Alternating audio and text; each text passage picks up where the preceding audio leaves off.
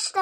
জয় শিল প্রভুপাদ। তো শুধু ভক্তবৃন্দ, আন্তর্জাতিক কৃষ্ণ ভবনামৃত সংঘের পক্ষ থেকে আপনাদের শ্রী চরণ কমলে জানায় অনন্ত কোটি দণ্ডবাদ প্রণাম। তো আগামী 14ই অগ্রহায়ণ 1 ডিসেম্বর সোমবার মোক্ষদা একাদশীর উপবাস। আর সেদিন কি না, সেদিন গীতা জয়ন্তী। আর তার পরের দিন অর্থাৎ 15ই অগ্রহায়ণ 2 ডিসেম্বর মঙ্গলবার একাদশীর পারণ সকাল 6টা 2 থেকে সকাল 9:37 মধ্যে। তো শুধু ভক্তবৃন্দ, এখন আমি মোক্ষদা একাদশী মাহাত্ম্য পাঠ করছি। তো আপনার কৃপাপূর্বক শ্রবণ করুন এবং আমার ভুল ত্রুটি ক্ষমা সুন্দর দৃষ্টিতে দেখবেন। মোক্ষদা একাদশীর মাহাত্ম্য কি জয়। তো যুধিষ্ঠির মহারাজ বললেন যে, হে বিষ্ণু, আপনাকে আমি বন্দনা করি।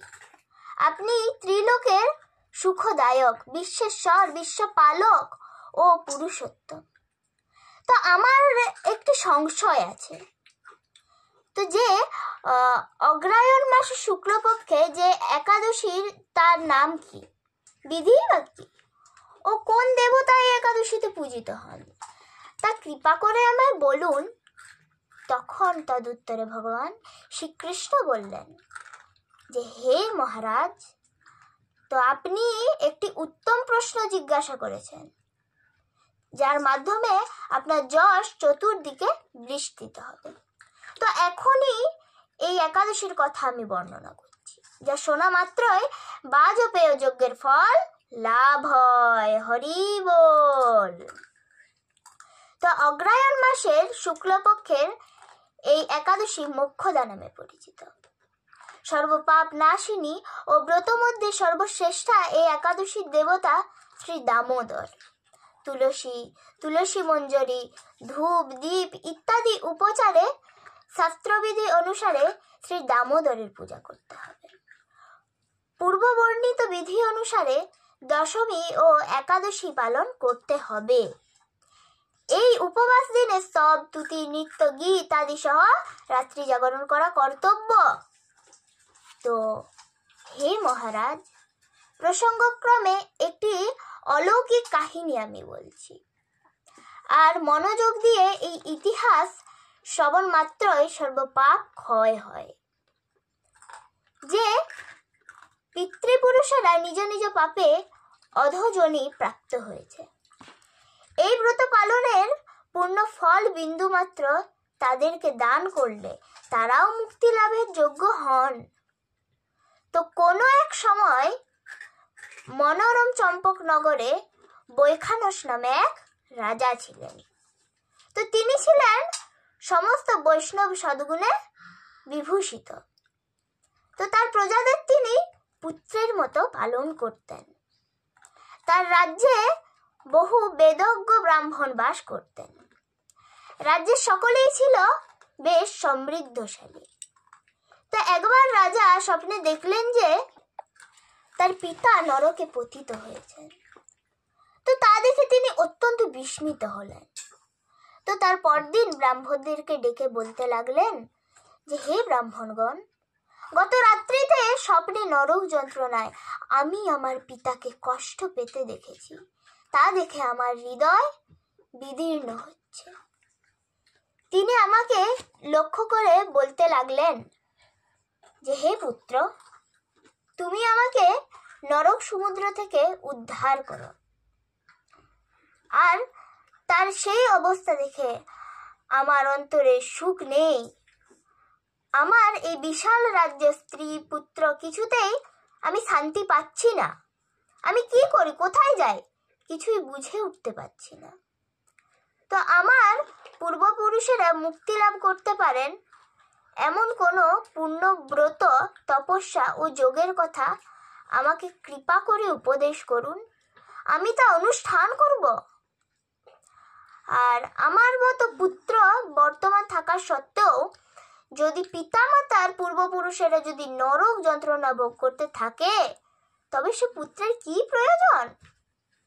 তো তখন ব্রাহ্মণগণ বললেন যে, হে মহারাজ, আপনার রাজ্যের কাছেই মহর্ষি পর্বত মুনির আশ্রম রয়েছে। তিনি ত্রিকালজ্ঞ, তো তার কাছে আপনার মুক্তির উপায় জানতে পারবেন। তো সেই ব্রাহ্মণদের উপদেশ শ্রবণ করে মহাত্মা বৈখানস তাদের সঙ্গে নিয়ে সেই পর্বত মুনি আশ্রমে গমন করলেন। তো তারা দূর থেকে ঋষিবরকে সাষ্টাঙ্গ প্রণাম করে তার কাছে গেলেন। তখন মুনিবর রাজার কুশল বার্তা জিজ্ঞাসা করলেন। তখন তদুত্তরে রাজা বললেন যে, হে প্রভু, আপনার কৃপায় আমরা সবাই কুশল।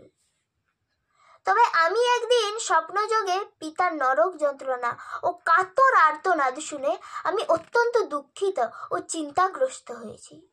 হে ঋষিবর, কোন পুণ্যের ফলে তিনি সেই দুর্দশা থেকে মুক্তি পাবেন, তার উপায় জানতে আপনার শরণাগত হয়েছি।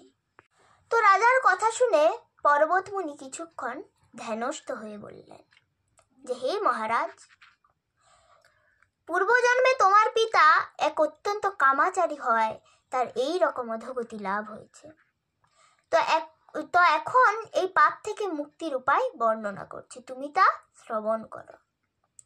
তো অগ্রহায়ণ মাসে শুক্লপক্ষের মোক্ষদা একাদশী পালন করে সেই পুণ্য ফল পিতাকে প্রদান করো, আর সেই পুণ্য প্রভাবে তোমার পিতার মুক্তি লাভ হবে।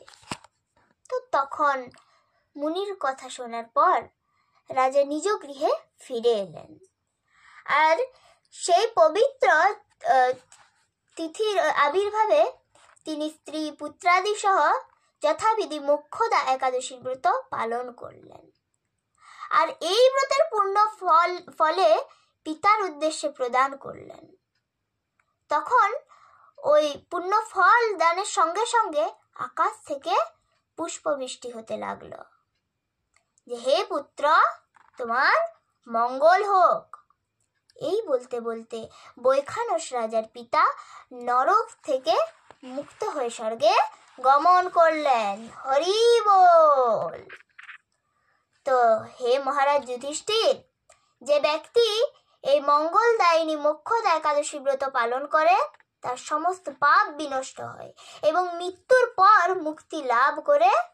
এই ব্রতের পূর্ণ সংখ্যা আমিও জানি না, চিন্তামণির মতো এই ব্রতটি আমার অত্যন্ত প্রিয়, আর এই ব্রত কথা যিনি পাঠ করেন এবং যিনি শ্রবণ করেন উভয়েই বাজপেয় যজ্ঞের ফল প্রাপ্ত হন। হরি বল।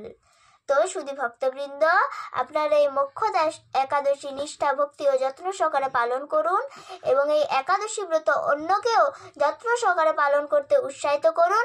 হরে কৃষ্ণ মহামন্ত্র জপ করুন এবং নিজের জীবনকে আনন্দময় করে তুলুন। হরে কৃষ্ণ কৃষ্ণ কৃষ্ণ হরে হরে, হরে রাম রাম রাম হরে হরে।